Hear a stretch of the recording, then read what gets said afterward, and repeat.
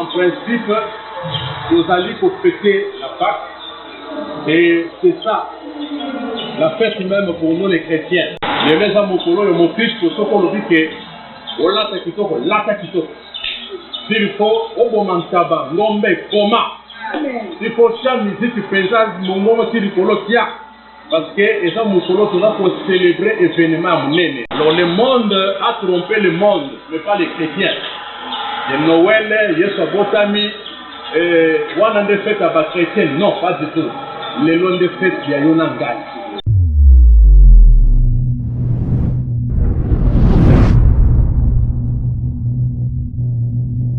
Et tant toujours que les alliés, commémoration, il y a Kokufa, il y a la première année dans l'Égypte. Toujours on a cet événement en Égypte. Ils ont marqué dans 3 événements. Événement Liboso, ils ont extermination. Extermination, il y a la première année, il y a les Égyptiens. Nzamba bomaki pa premier né ya bana Égypte nyonso na kati na butuwana. Et deuxième événement où ils allaient marquer pas quoi ezali la libération des Juifs de l'esclavagisme égyptien. Nous avons comment est-ce que Zambé a quelque libéré bana Israël na kati na boumbu ya ba égyptien. C'est ça le deuxième événement où ils allaient marquer cette Pâque dont nous parlons. Et troisième événement, ils allaient marquer en gros, la sortie des enfants d'Israël na katina mboka na Égypte. Ce sont les 3 événements majeurs où ils allaient marquer Pâque juive au Babanda qui qu'on célébrait pendant les 3 jours. Et ils allaient une fête combinée na otobengi fête il y a pain sans levain. Donc au monde angona Exode soit Exode chapitre 13 3 à 16. Exode 13, 3 à 16. Nebisika Orokutango. Donc, basangi saka biloko mibale. Na Pâque na bango, bazako célébrer, basangi sina fête, il y a pain sans levain na kati. Yango monaki pendant repas na bango, lipezala ki sans levain. Amen. Amen. Et na déroulement nango, il y avait des choses un peu plus spéciales. Comme quoi, on devait prendre un agneau. Moi, en pâté moko, oye sengela qui va sacrifier. Dans Exode chapitre 12, le verset 21 à 27. Et moi, en pâté wana, oye sengela qui va sacrifier. Azala qui n'importe quel moi en pâté. Azala qui moi en pâté oyo azala qui sans défaut. Misu malamu mato nyonso ikoka nzoto défaut moko ezate maladi kati na nzoto ezate pour montrer l'ombre des choses à venir que l'agneau qui devait être immolé na tango na biso alingaki azala pe sans tache. Alléluia. Sengelaki azala pe sans péché. Alors agneau wana nde sengelaki ba sacrifier atangisa makila. C'est pourquoi au début j'ai commencé par dire que c'était l'ombre des choses à venir. Et ezalaki na lolenge ya kolia agneau wana ezalaki sacrifié na Exode chapitre 12 le verset 11. Soit kaka ba version na koma yango, ce sont des longues lectures et nous allons lire. Dis-moi tozozwa Exode 12 le verset 11. S'il y a un lecteur de la Bible peut nous aider. Exode chapitre 12 le verset 11, je lis au nom du Seigneur. Amen. Quand vous le mangerez, vous aurez les reins sains, les sandales au pied de votre bâton à la main, et vous le mangerez à la hâte. C'est la Pâque de l'Éternel. Amen. Amen. Alléluia. Nalobi que dans bazo célébrer Pâque wana, sengela ki bazwa agneau moko, ba imolé, ba sacrifier. Oui, c'est là qui image. Il y a véritable agneau, Jésus-Christ de Nazareth, qui devait venir et prendre notre place à la croix. Et déroulement, il y a Kolia, Repawana, Balobi, ça s'est passé entre 2 soirs, normalement. Sandal na makolo. Sandal na makolo. Bon mona ke makambo ya mulimo na makambo biso bato eza différent. Awa baza ko exiger okoyi kolia pacte sans que ozala na sandale na makolo to sapato na version yanga kuna na Bible du pasteur balobi le chaussure, les souliers aux pieds. D'autres versions parlent de sandales. Esengela ki sandale na makolo pona kolia yango. Esengela ki ceinture. Ezala na loketo, non seulement ceinture na loketo, mais ozala pe na nzete. Nzete na kati na loboko na yo. Pe tango za kolia malembe ndenge nga na liaka malembe te ponga na kolembiso na kolia. Na ko ba iso na kolia na liaka malembe mais abalobi ke kolia ngo ala hâte. Ozolia mbango lokola mutu baza kolanda yo. Ozolia oza kodunda ngo mbango. Pourquoi? Parce que c'était le temps de la libération. Amen. Amen. C'était le temps de la libération. Yango tolobi ke Pâques juif ezalaki marqué na événement ya libération ya bana Israël de l'esclavagisme égyptien et puis de la sortie de l'Égypte et de la mort ya ba premier né na kati na mboka nini ya Égypte ba premier né ya ba égyptien. Alors c'était symbolique, c'était significatif. Nzamba sala keloko pamba te. Kolia ala atwana ezalaki déjà kotali sa départ na sandale na makolo na nzete po otambola malamu na désert il faut za nini na nzete. Alléluia. Amen. Jusque là on comprend, n'est-ce pas? Amen. Et il y avait encore une pratique oyo nzamba yebisaki bango oyo ezalaki makila. Abi le sang de l'agneau na Exode 12 le verset 13 papa lokila biso ngo. Exode 12 verset 13, je lis au nom du Seigneur. Le sang vous servira de signe sur le maison où vous serez. Je verrai le sang, je passerai au-dessus de vous, et il n'y aura pas de flot qui vous détruisez quand je frapperai le pays d'Égypte. Amen. Amen. Amen à la parole de Dieu. Amen. Alors bien même oyo bino boko soa boko sacrifier wana. Ndenge Yesu azalaki pe sacrifier na ekulusu. Meme wana makila na ye boko yeba na kuswa yango bozwi boko tana lento ya mur ya ndako na bino à part lento ya mur boko tana ba poto ya porte mibale na gauche na droite lokola elembo tango ngai na koleka nanzela na mwa angelu azali ko exterminer pona koboma na komona makila na koleka outre na kokota na ndako te pona koboma e asengi kati na butu wana mutu moko te abima libanda. Amen. Amen. Moto moko te abima libanda. Bien aimé, le sang avait une grande signification. Sokinga na olelo tobengami ba Kristo sokinga olelo tozana elonga likolo satana likolo milimu mabe, c'est à cause du sang. La Bible dit nous l'avons vaincu à cause du sang de l'agneau. À cause du sang de l'agneau et de la parole de notre témoignage. Tozali balongi yaya. Tozali balongi, on n'est pas n'importe qui. Mais awa makila basalelaki ezalaki ya mpato azomona na miso. Mpate nyama wazomona na miso. Mais makila wana et empêcher liwa kokota. Makila wana et empêcher kanda na Nzambe kopeta bana Israël. Makila wana et rendre bango invisible. Et rendre bango intouchable. À combien plus forte raison le sang de Jésus-Christ, le sang de l'agneau immolé, le sang sans défaut, le sang de l'agneau sans tache, et pour combattre biso, et pour battre la biso, et pour protéger biso, et pour purifier biso. Mais ça ramène à bien. Amen à mafuta. Amen à ngouya. Yango zomonete leloyo. Moto nyonso yambi Yesu Kristo na bomo ina elokola mokonzi pe mobekesi. Bilobi sokoza na mobali asambela kate. Sokoza na mwasi mopagane. Aza sanctifié na nzela na oya yambi Yesu. Bana na ye baza sanctifié na nzela na oya yambi Yesu. Baza impureté, baza pur. Mutu nyonso afandi obotami na ndako papa za chrétien. Oza na kati na sécurité. Maman chrétienne, aux la carte de sécurité. C'est ça la bonté de Dieu. C'est ça l'amour de Dieu. C'est ça la puissance du sang de Jésus. La puissance du sang de l'agneau. C'était l'ombre des choses à venir. L'ombre des choses à venir. Pe mutu moko te sengele kia la libanda. Eza lokona ntangwa arche Noé. Ba oyo bakotaka na arche te bakufaki. Esengele ki bazala na kati na arche longona Noé. Bien aimé, c'est une grande journée aujourd'hui. Eza mokolo kitoko. Nazoye bakutu te nabandela wapi, nasukela wapi, nazambouye na esengo. Alléluia.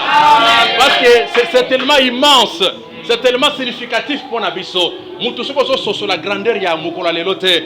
Esengeli bato yango malamu pour comprendre yango. Et obiso toza ko célébrer lelo, ezali sorti à libota Israël na Égypte te. Ezali libération na bango na bombu te. Ezali kufa ya ba premier né égyptien te. Biso tali ko célébrer autre chose. Alléluia. 1 Corinthiens chapitre 5 verset 7. 1 Corinthiens 5 verset 7, on va nous lire. 1 Corinthiens chapitre 5, le verset 7, j'ai lu le nom du Seigneur. Amen.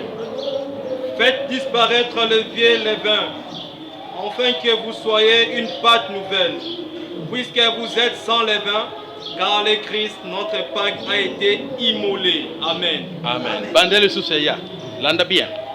Faites disparaître le vieux levain, afin que vous soyez une pâte nouvelle, puisque vous êtes sans levain, car le Christ, notre Pâque, a été immolé. Amen à la parole. Amen. Christ, notre Pâque, a été immolé. Vous comprenez? La définition est simple ici. Christ, Jésus-Christ, notre Pâque. Yesu nde Pâque na biso. Oyo azalaki mpate na Nzambe. Oyo Nzambe a sacrifié. C'est pourquoi la Bible dit, Dieu a tant aimé le monde qu'il a donné son Fils unique, afin que quiconque croit en lui ne périsse point, mais qu'il ait la vie éternelle. Amen. Voilà bolingo na Nzambe. Bolingo na zaki pona banzete te. Zaki pona ba meme te, bangulu te, mabanga te, pona mbisi te. Mais pona yonanga. Oyo tokela mana yelingi na ye. Soko tali moto omoni Nzambe. Po mwana ya moto azwaka ye kaka. Soko moni mwana nga liboso atelemi okansezaka ngai moko. Alléluia. Amen. Ntaba botaka ntaba, meme obotaka ka meme. Babi Christ est notre Pâque. Parce qu'il a été immolé, il a été sacrifié. Et dit qu'on a dit, na place yo kufa, na place nga na kufa, na place bisoto kende, liwa. Ye mwana Nzambe, mpate na Nzambe, a eu place na biso nekolosi. Jésus-Christ a pris notre place à la croix. Jésus-Christ s'est substitué à ta place. Pour yo kufate, pour ngana kufate. Quel amour, quelle faveur. Même na biso ba boti, ndeto fandi awa, toza ba responsable, ba papa bazar, ba maman bazali awa. Qui peut accepter mwana na yo asali mabe? Police ye bakanga mwana ba meme na kasho. Yo le bin te non, ngande mama na ye, ngande papa na ye. Botika mwana na ngai. Boswa ngai na place ya mwana na ngai. C'est difficile à faire, hein? Tozo mona taba mama kolela. Mobali nga kufi, bokunda nga na ye. Na kotika la te, na kufa na mobali na ngai. Basuka kaka na maloba mebandi makota na lilita te. Nana mona ngote. Banda na bota matina zoke na kokola boye. Na tikala ko mona te. Na mona kaka balelaka na kufa na mobali na nga. Na kunda na mobali na ngai. Mais bakota na lilita te. Mais Jésus-Christ, l'agneau de Dieu, a pris ta place. Il a pris ma place. Pasteur Moïse Mbi. Alléluia. Il a pris ma place. Alors, la Pâque que nous célébrons ici, c'est quoi? C'est la commémoration. La commémoration en mémoire de l'agneau de Dieu, Jésus-Christ de Nazareth, sacrifié pour notre rédemption et rémission des péchés. Jésus Christ Oyo va sacrifier pour merci. Rédemption. Rédemption, c'est-à-dire rachat. Rachat. Rachat nango, rachat nanga. Quand on parle de rachat, tout le monde a kofuta. Afuti. Na place na yo. Poyo bima. Afuti. Poyo kufate. Ezala kokufa ya molimo. Ezala kokufa ya nzoto. Afuti. Pote yo okoba kobela kaba maladi wana te. Amen. Est-ce que mutumo landinga malamu? Amen. Est-ce que landinga malamu? Amen. Afuti. Pote okoba na kiselibate. Parce que lisumu ememaki yo nanga. Tokufa na molimo, tokufa na bomoto, to perdre ba valeur na biso, ya jouissance, ya bonheur. Mais Jésus-Christ, en prenant notre place à la croix, a saliété, a racheté biso. Ce qu'on raï kobota te, oko siko kobota. C'est pourquoi la Bible dit, des riches qu'il était, il a pris notre place en se faisant pauvre. Pour que biso to comme ba riche. C'est pourquoi moi qui vous parle, j'ai été guéri de l'asthme. J'ai été guéri de l'asthme. Papa nanga, ya kufa nango puisque nzamba sala ki ngolo na taïba ki nzambe te. Ayeko eba nzambe na suka, akufi comme chrétien mais pendant toute sa vie a souffert na asthme. Mais nga j'ai été guéri de l'asthme parce que Jésus-Christ m'a sauvé à la croix, m'a guéri à la croix par ses maîtrises. Et que nous sommes guéris. Nous sommes guéris aya. Grand frère Nangoaza pasteur en Suisse, Abeli Azm, Abiki Nango. Petit frère Moussous en France, Abeli Azm, Abiki Nango. Leki Obatela qui poison en Angola, Abika Pena Azm. Bien qu'il nous a déjà quittés à cause de Abato Kilimotema Mabe Zoua. Avec Jésus, il n'y a pas de maladie incurable. Avec Jésus, tout problème a une solution. Amen. Tout problème a une solution. Amen. Je me souviens encore 3 fois nabi ki ba poison kati na nzoto kaka na musala oyo poison liboso na nyoki na bandundu poison ya mibale na kimpese poison ya misato awa na matadi menzambo na salinga ngolu suki ezalaki osimbi boye suki ezolungwa poison nde lukelanga libandi pona famille muto libandi azate poso échanger comme lokola ligorodo et comme lokola ligorodo na komaka mwindu makasi mais à cause de l'agneau de Dieu qui a pris ma place à la croix. Amen. À cause de l'agneau de Dieu qui a pris ma place à la croix. Le long nazana bon moy. Et ça na bato bazana mbongo kolekanga bazo kende ba Inde kozwa ba traitement bazo zonga bibembe. Mais biso tozana bon moy. Parce que la Bible dit que celui qui est en nous est plus fort que celui qui est dans ce monde. Il y a ko bange loko mokote. Muto bangi sayote. Il y a quelqu'un qui est en toi qui est plus grand que tout, qui a vaincu à la croix. Na 2013 na cet accident na bukani ba côte ba déclarer nga na bureau médical miwe à vie ba déclarer nga baba okolo ba lisusu te vie na mobimba ba le biko kotika la inapte puisque na ko komemata kitite c'était impossible mais ce ko bande ko nazolo bato nazolo bate est-ce que baba zala kaboye inapte zala kaboye ce qui to bandi mbango ata msuto okokangai te kotala moneno te naza souple. Tout ça à cause de Jésus. C'est pourquoi je vous ai dit aujourd'hui c'est un jour de fête. Maman, tia beauté lelo. Tia benda suki, benda crayon. Tia rouge. Muto jise yote. Lelo lia makemba, lia ba frite. Lia fufu na yo na kimia. Sepela. Alléluia. Amen. Et là, on m'a ça la passé, et ça que puis ça Christ te bi valeur à mukolote. Talandenge mokile tombola Noël. Tala mokile ndenge tombola Noël.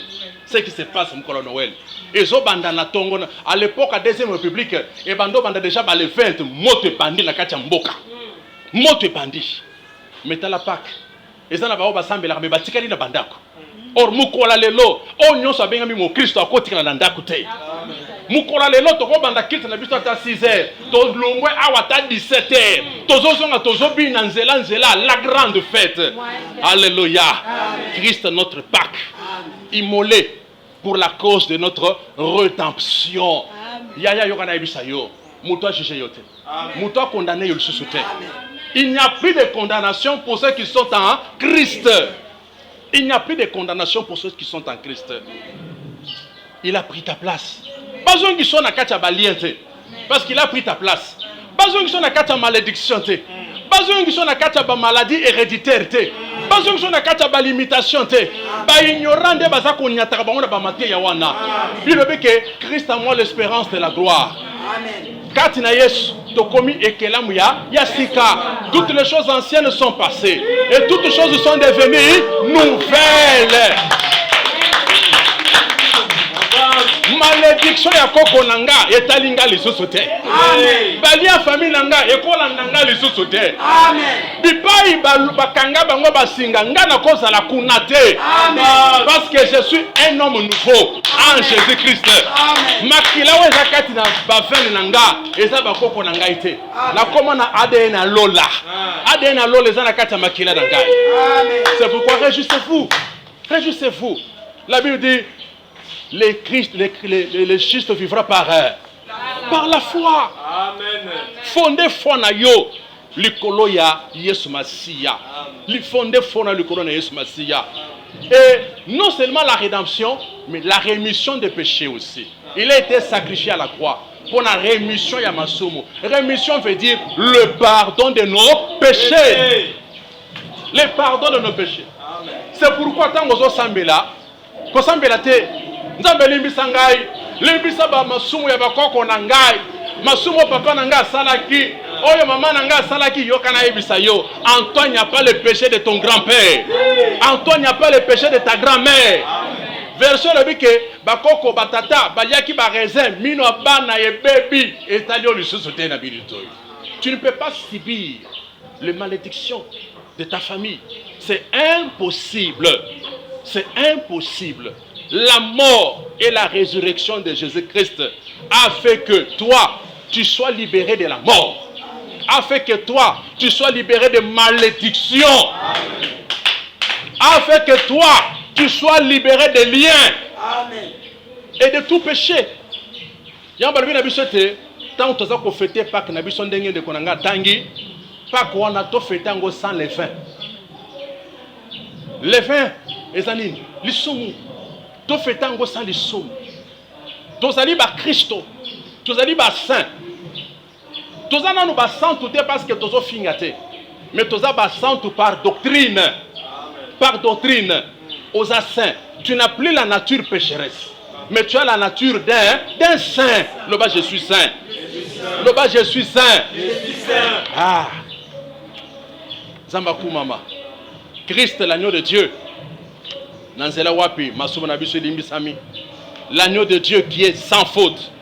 L'agneau de Dieu qui est sans tache. L'agneau de Dieu qui a pris la place. Yaya nazo yepsona tonga lelo. Quel que soit makamuyo zanango. Tombola miso nekolos. Tala musala nekolos. Il y a quelqu'un qui a pris ta place. On a famille bino bobala kate. Il y a quelqu'un qui a pris votre place wana. Bobino bobala ka.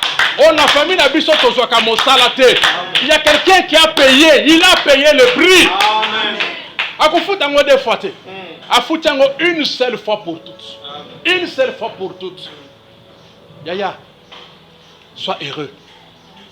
Sois heureux. Sois heureux. Zala na kimia. Mouton troublé yote. Mouton troublé kimia na yote. Mouton troublé foi na yote. Ouais salama ne kolos. Ezali kamonene. Balobi ke ne koloso a dépouillé ba domination. A dépouillé ba autorité. A dépouillé ba prince de ce monde. A désarmé Satan. Yaya, le diable n'a rien à faire dans ta vie. Amen. Satan a zelo mo salate. Satan a droit ko simba mobali na yote. Azana droit ko simba mwasi na yote. Azana droit ko simba bana na yote. Azana droit ko simba mosala na yote. Yokana ebisa yo. Yesu nano yakate. Yesu nano kufakate. Mais pour Satan a simba bana ya Job. Pour simba bibwele ya Job. Pour simba santé ya Job, il a fallu la permission de Dieu. Amen. Mais combien plus forte raison yo oyo zali chrétien. Yo oyo Yesu akufeli ne kolos. Satan a kosi monengeni. Satan a komono ndengeni. Ta vie est cachée avec Jésus-Christ dans les lieux très hauts, dans les lieux plus saints, dans les lieux plus élevés. Avant basimba yo, il faut basimba na nzambe. Amen. Il faut basimba nzambe. Or Dieu est intouchable. Dieu est intouchable. Dieu c'est l'être suprême. Je vous demande ce matin, relève la tête. Amen. relève la tête. Amen. Ta vie n'est pas dans la famille. Amen. Même si tu as étudié, ta vie n'est pas dans les études. Amen. Ndeko nga na landi na famille, asa licencié. Azaki na banque. Lokola mokonzi monene. Ba monter kubo, alongwe mosala, mais banda longwa mosala, azo souffrir. Pourquoi? Parce que c'est un chrétien. Dieu prend soin de lui d'une autre manière. Ta vie n'est pas dans tout ce que tu crois. Ta vie est en Jésus. Amen. Tala santé au sanango. Tala santé au sanango. On comprendre que santé oyo, eza biloko yo liakate. Santé au niveau ya vie biso dans le Congo te. Mais oui, ça m'a foutu en colo. Et ça copa cola yo. Et ça ko wendre yo tango nyos. Lève tes yeux vers le ciel. C'est pourquoi David a dit que na Elikia na garanti que je lève mes yeux vers le. D'où bien viendra le secours, quelle que soit ma montagne et zingio, quelle que soit ma montagne, Yaya, ne crains rien. Ne crains pas la mort. Na minute ce c'est pas les démons qui vont te rencontrer, mais ce sont les saints anges de Dieu qui viendront te prendre. Yango tala mon Christ, véritable mon Christ autant kufaka, otalié na cercueil, on dira kufite. Otali okasa zo seka, ozomona esengo, ozotala même nzoto et pebite ka okite malgré formol. Mais tala muto asambira tena kata cercueil okana mawo. Alléluia. Amen. Ne crains pas la mort. Ne crains pas la mort. Alléluia. Amen. Ne crains pas la mort. Pour yo, soko kufi okufa kalisusu te. Amen. Okufa kalisusu te. Okufa kalisusu te. Amen. Amen. Alors c'est ainsi que nous célébrons la Pâque. Nous célébrons le Seigneur. Cet événement. Yananga nangi otanga na Luc 22, 19 à 20.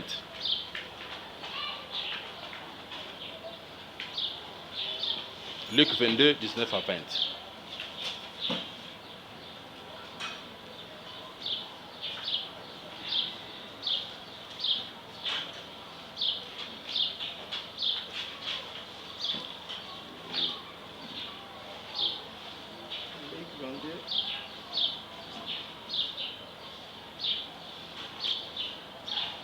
Luc chapitre 22.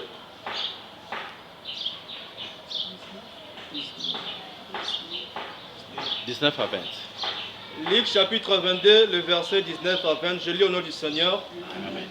Ensuite, il prit du pain et après avoir rendu grâce, il les rompit et les leur donna en disant, « Ceci est mon corps qui est donné pour vous, faites ceci en mémoire de moi. » Il prit de même la coupe après la souper et leur donnant en disant, cette coupe est la nouvelle alliance en mon sang qui est répandue pour vous. Amen. Amen. Bien. Ensuite, il prit le pain. Il prit le pain. Et après avoir rendu grâce, il les rompit et leur donnant en disant, ceci est mon corps qui est donné pour vous. Faites ceci en mémoire de moi. 20. Il prit de même la coupe après la souper et leur donnant en disant, cette coupe est la nouvelle alliance à mon sang qui est répandue pour vous. Amen. Amen. Amen à la parole de Dieu. Amen. Nous devons comprendre que Christ est notre Pâque. Tous en a na ombre les sociétés. Tous en a na vérité sikouj. Pâque na biso tant tous a célébrer ango, tu accompagnes kango na repas du Seigneur. Balebete, pendant cette période de la Pâque, oyo nkolo Yesu akendeki ko célébrer na Jérusalem, avant d'akina ba ekoli na ye, façon bango ba célébrer ki Pâque, ezalaki différent na bandeko mosusu. Alléluia. Amen. Balobi azulipa à tomboli, à rendre grâce, à rendre grâce. Alobiete oyo ezali nzoto na ngai, oyo ezali brisé pour nabino. Alléluia. Amen. Yaya la torche est allumée. Oyo ezali nzoto na nga, oyo ezali brisé pour nabino. Bien aimé, comprends que le corps de Jésus-Christ a été meurtri. Bazoki saye na nzoto. Ekoti ya nzube na mutu pona yonanga. Bamakofi na nzoto pona yonangai. Tala pasi onkolo Yesu amoni na ekolosi. Oyebi, à cause ya pasi o Yesu amoni na ekolosi. Wakondimela Yesu te. Eza impossible akota lola. Eza impossible nzamba limbisa ye. Parce que Dieu a vu son fils souffrir.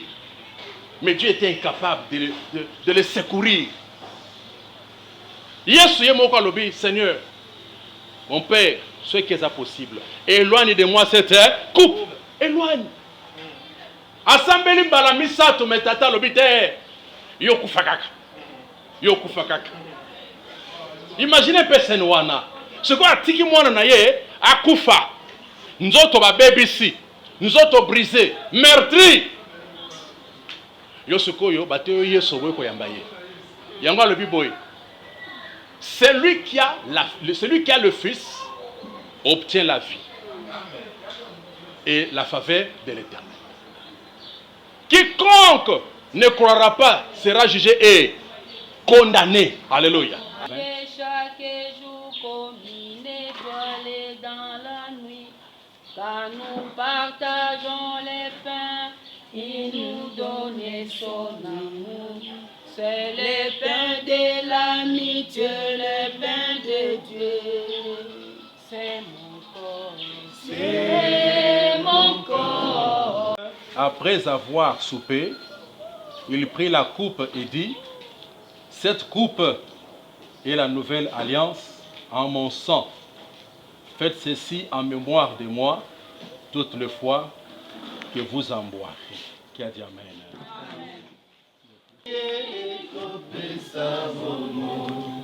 Yesu